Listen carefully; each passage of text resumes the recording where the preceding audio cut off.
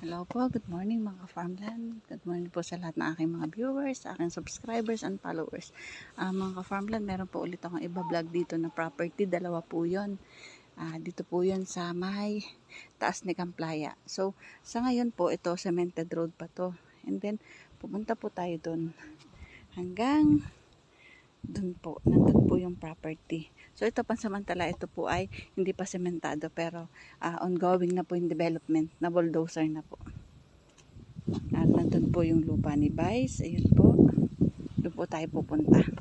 So tayo mga farmland, pasokan na po na. Sa ngayon po, ito po ay dinedevelop na po para gawing kalsada. Ito po yung masesemento na. At inuuna lang po yung sa may baba po ni Camplaya. So ang property po na pupunta natin ay nandun. Overlooking po ang kabundukan, ang bayan ng San Antonio. Yan po. At ayan po, ang part po ng Laguna de Bay ay nandyan po. So pag po tayo nando sa kabundukan na yon, yan, kitang-kita po ang Laguna de Bay. Tayo mga farmland, hindi pa po ito yung property, so pinapakita ko lang po sa inyo. Ito po yung dadaanan. Ito po yung kalsada at ito po yung ongoing and development. At mga ka-farmland, kung mapapansin nyo po, ayan po, yan yung kay Vice Mayor, meron dyan. Yang isang yan, isa din pong investor yan. So, pinili niya po talagang posisyon niya sa tuktok ng bundok.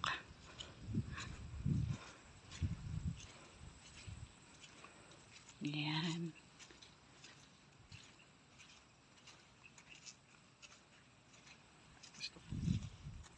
Ayan mga ka-farmland, nakapaligiran dito oh.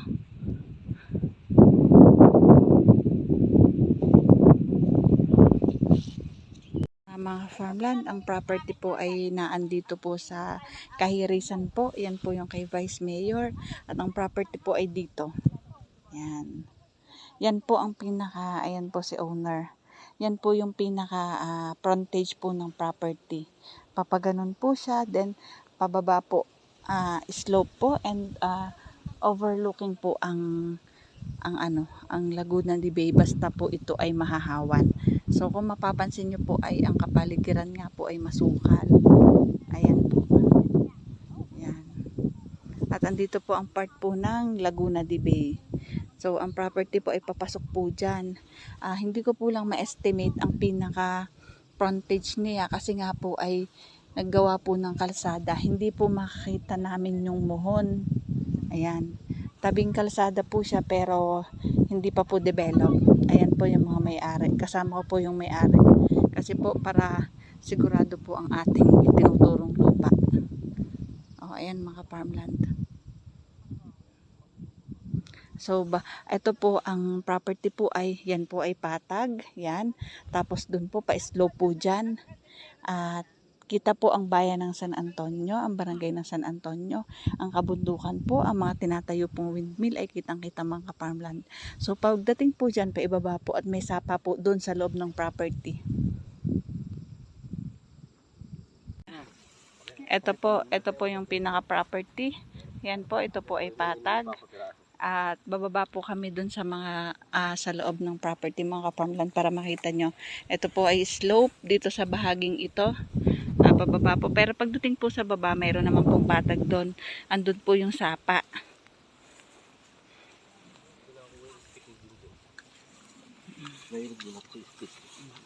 Yun parang stick mo.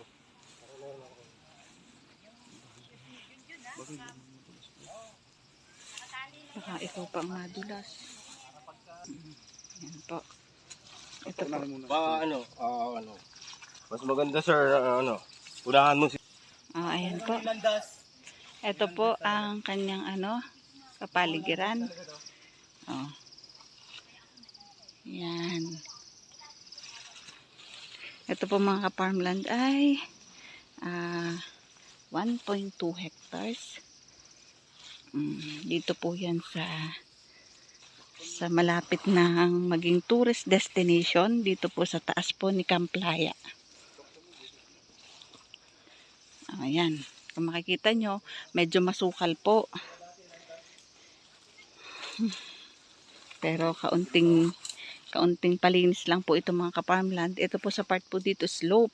Pero doon po sa pupuntahan natin, may patag din po yun. And then dito din po sa taas, meron din po naman patag mga ka-farmland. Oh, yan. Yan po mga ka-farmland. O, ano na, medyo papatag na po dito sa paibaba. Yung bungad lang po ang hindi. Overlooking po ito at kita po ang Laguna de Bay. Tapos ang kabundukan po ng San Antonio. Ayan o, semi ano na po ito. Medyo patag na po yan. Ito nga lang mga ka-farmland ay ang mga nakatanim ay mga punong kahoy. Yan. Mga ka-farmland. Yan.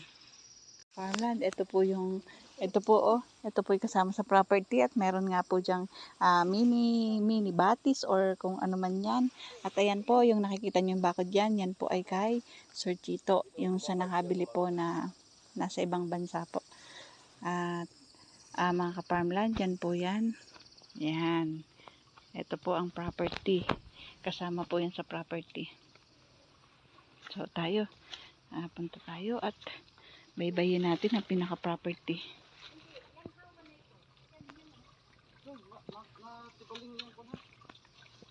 Hindi, sige. Oo. Ito mga ka-farmland, ito po yung property. May kapatagan po. Dito po patag, then may slope po ulit. At kalapit nyo nga po, ito pong nabili po ni Sir. Ayan po.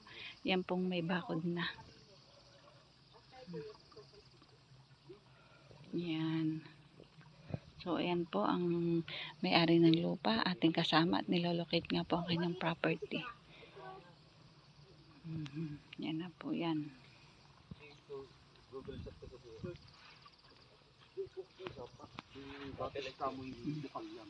Ayan po, buhay na batis po yan, sapa. Sapa ba yan o ano man, maliit na batis. Yan po ay buhay. Galing po yan dun sa loob sa kabila.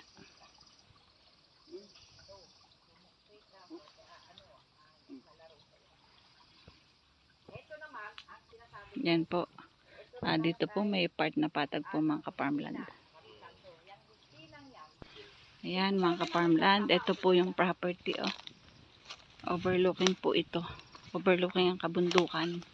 Yung pong isang part po sa kabila, dun po yung part nakita po ang Laguna de Bay. So ito po ang wala pong mga tanim mga farmland, mga ano nga po, softwood, hardwood, yun po yung kanyang pinaka dito.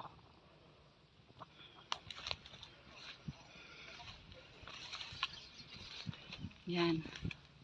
Mga ka-farmland, ito po ay nahagip na po ng linis nung naglinis po ng kabila, dyan sa nakabili dyan sa kabila. So, konting patabas na lang po ang kailangan dito.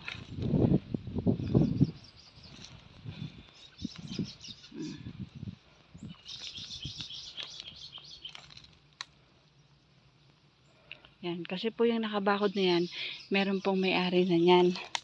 Nakabili na nga din po dito. Yan po ang boundary ninyo.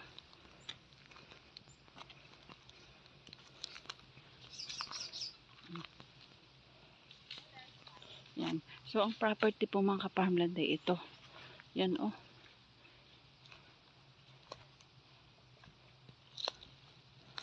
Yan. Overlooking.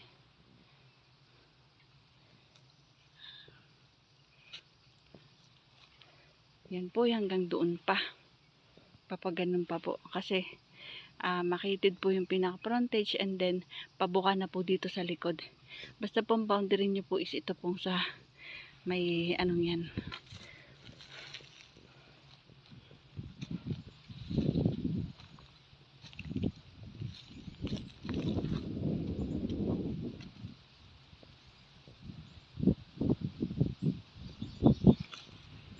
Yan.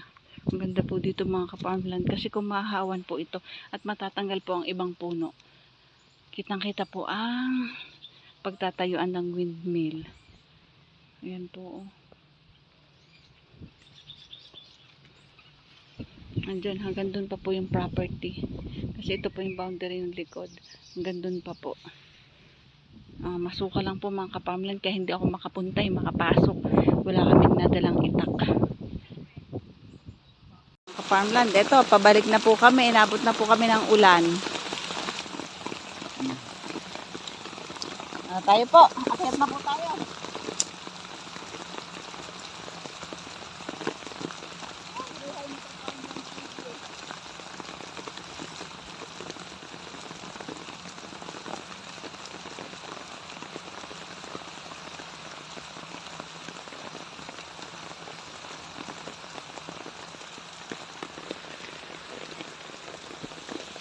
So, paano mga ka-farmland?